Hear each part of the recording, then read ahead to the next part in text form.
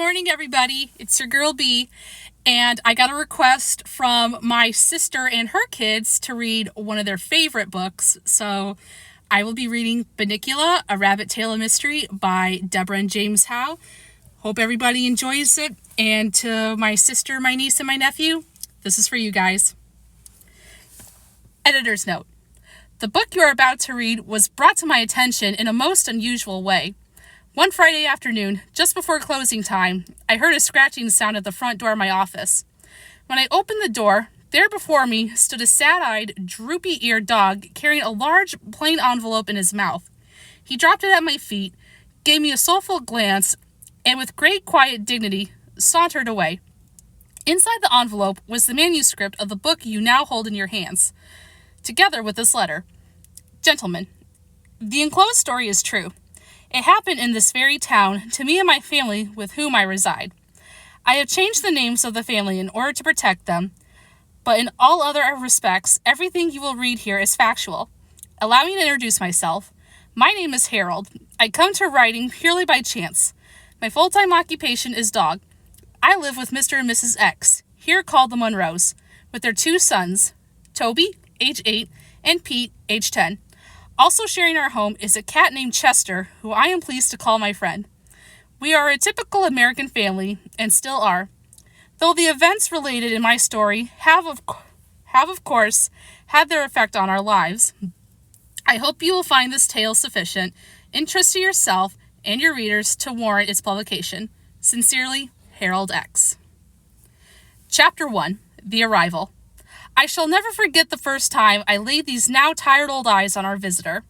I had been left home by the family with the admonition to take care of the house until they return. That's something they always say to me when they go out. Take care of the house, Harold. You're the watchdog.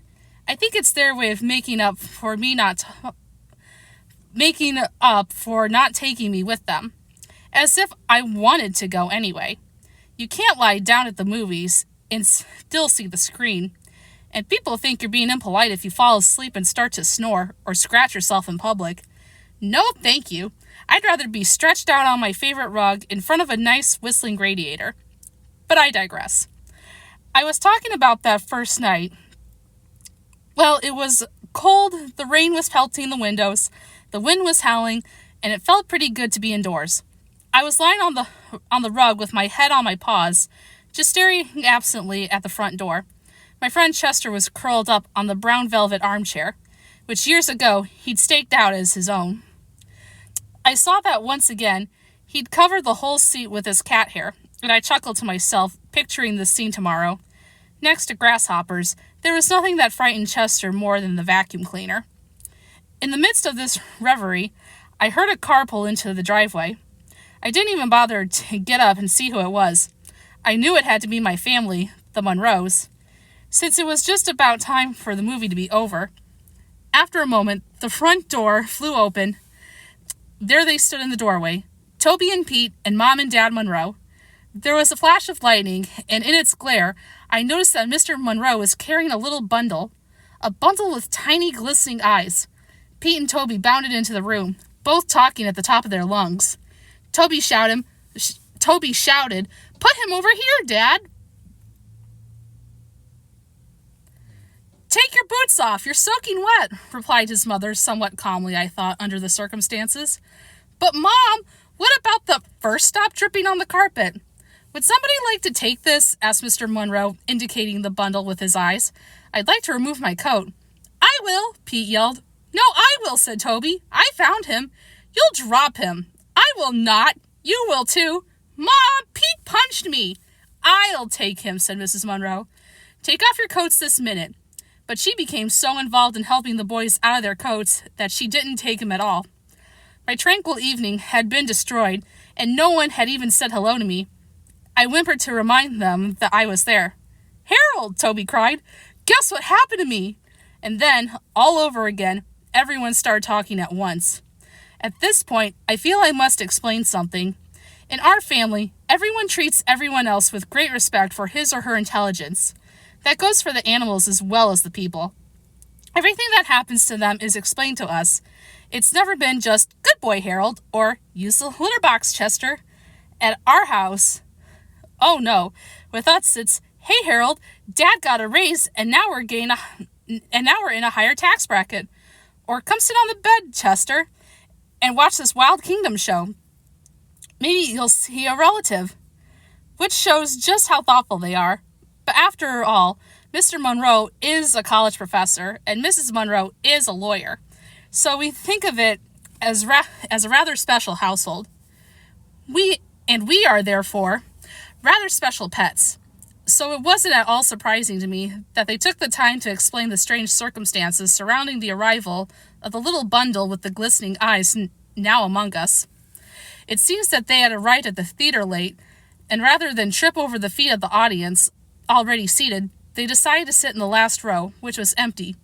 They tiptoed in and sat down very quietly, so they wouldn't disturb anyone. Suddenly, Toby, who was the little one, sprang up from his chair and squealed that he had sat on something. Mr. Monroe told him to stop making a fuss and move to another seat. But in an unusual display of independence, Toby said he wanted to see just what it was he had sat on. An usher came over to their row to shush them, and Mr. Monroe borrowed his flashlight. What they found on Toby's chair was the little blanketed bundle that was now sitting on Mr. Monroe's lap. They now unwrapped the blanket, and there in the center was a tiny black and white rabbit sitting in a shoebox filled with dirt. A piece of paper had been tied to his neck with a ribbon. There were words on the paper, but the Monroes were unable to decipher them because they were in a totally unfamiliar language. I moved closer for a better look. Now, most people might call me a mongrel, but I have some pretty fancy bloodlines running through these veins, and Russian Wolfhound happens to be one of them. Because my family got around a lot, I was able to recognize the language as an obscure dialect of the Carpathian mountain region.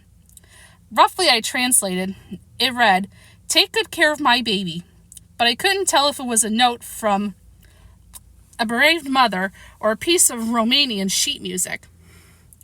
The little guy was shivering from fear and cold.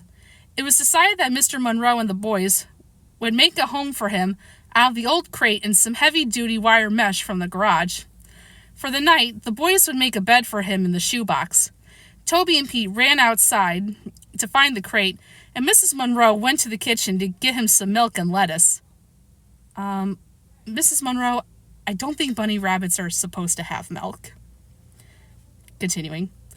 Mr. Monroe sat down, a dazed expression in his eyes, as if he were wondering how he came to be sitting in his own living room in a wet raincoat with a strange bunny on his lap. I signaled to Chester, and the two of us casually moseyed over to a corner of the room. We looked at each other. "Well, what do you think?" I asked. "I don't think rabbits like milk," he answered. Chester and I were unable to continue our conversation because a deafening crash commanded our attention. Pete yelled from the hallway, "Ma! Toby broke the rabbit's house!" "I didn't! I just dropped it! Pete won't let me carry it! It's too big! Toby's too little! I am not! You are too!" "Okay, fellas," Mrs. Monroe called out as she entered with the milk and lettuce. "Let's try to get it in here with as little hysteria as possible, please." Chester turned to me and said under his breath, "That lettuce looks repulsive, but if there's any milk left, I get it." I certainly wasn't going to argue with him. I'm a waterman myself. At that moment, the crate arrived, barely standing, the strain of being pulled in two directions at once. "Ma, Toby says he's going to keep the rabbit in his room. That's not fair. Harold sleeps in his room." Only sometimes, I thought, when I know he's got a leftover ham sandwich in his drawer. Toby's a nice kid, don't get me wrong, but it doesn't hurt that he shares his stash with me. It was, after all, at one of those late-night parties in Toby's room that I first developed my taste for chocolate cake.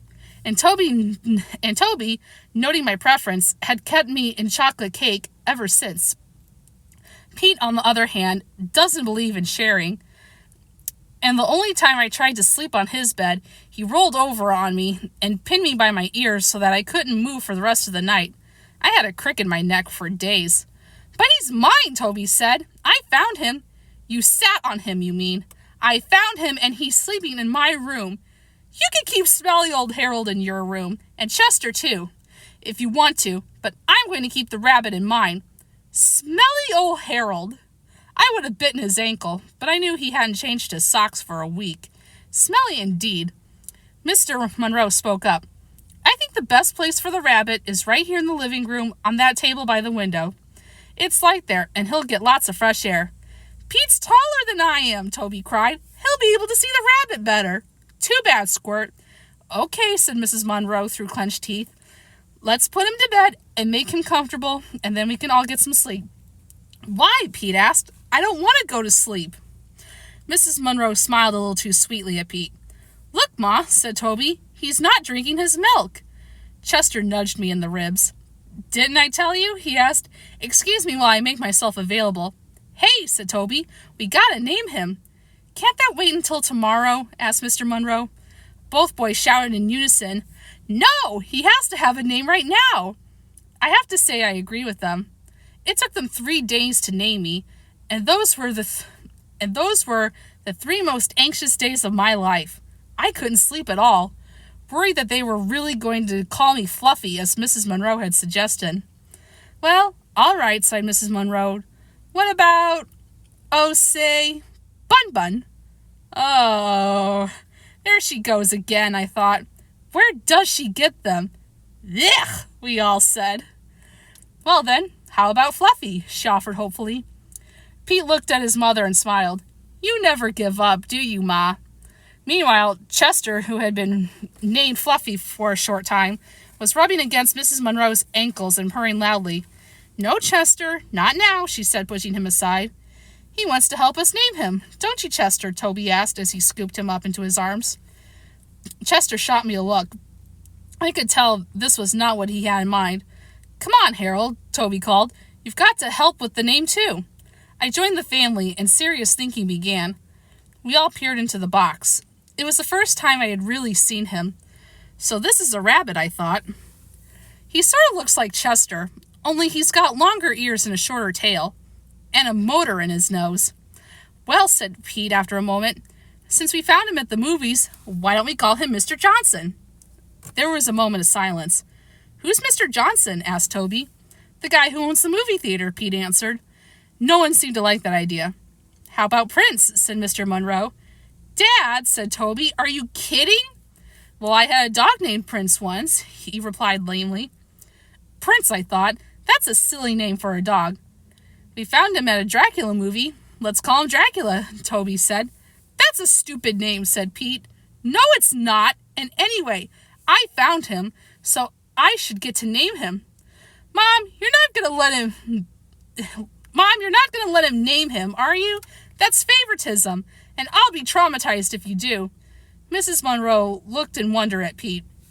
Please, Mom, please, Dad, let's name him Dracula, cried Toby. Please, please, please. And with each please, he squeezed Chester a little harder. Mrs. Monroe picked up the bowl of milk and moved toward the kitchen. Chester followed her, every movement of his eyes, which now seemed to be popping out of his head. When she reached the kitchen door, she turned back and said, Let's not have any more arguments. We'll compromise. He's a bunny, and we found him at a Dracula movie, so we'll call him Bunnicula. That should make everybody happy, including me. What about me? Muttered Chester. I won't be happy until she puts down that milk. Well, guys, is that okay with you? She asked. Toby and Pete looked at one another, then at the rabbit. A smile grew on Toby's face. Yeah, Ma, I think that name is just right. Pete shrugged. It's okay, but I get to feed him. Okay, I'm going to put the milk back in the fridge. Maybe he'll drink it tomorrow. What about Chester? Toby said, dropping the frantic cat to the floor. Maybe he would like it. Chester made a beeline for Mrs. Monroe and looked up at her plaintively. Oh, Chester doesn't want any more milk, do you, Chester? You've already had your milk today. She reached down and patted Chester on his head and walked into the kitchen. Chester didn't move. Okay, bedtime, said Mr. Monroe. Good night, Bunnicula, Toby said. Good night, Count Bunnicula, Pete said sarcastically, in what I took to be his attempt at a Transylvanian accent. Oh, so he went, Good night, Count Bunnicula. Okay, I'm sorry, that was terrible.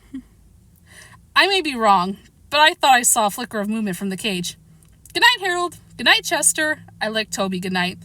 Good night, Smelly Harold. Good night, dubbed Chester. I drooled on Pete's foot. Mom! Harold drooled on my foot! Kind of serves you right, bro. Good night, Pete, Mrs. Monroe said with great finality as she came back into the living room, and then more calmly, good night, Harold. Good night, Chester. Mr. and Mrs. Monroe went up the stairs together. You know, dear, Mr. Monroe said, that was very clever. Bunnicula. I could never have thought of a name like that. Oh, I don't know, Robert. She smiled as she put her arm through his. I think Prince is a lovely name, too. The room was quiet. Chester was still sitting by the closed door in a state of shock. Slowly he turned to me. I wish they had named him Fluffy, was all he said. Well, I hope everybody's enjoying that so far. For my sister, her kids, hope you guys are enjoying this so far too. Please join for chapter 2.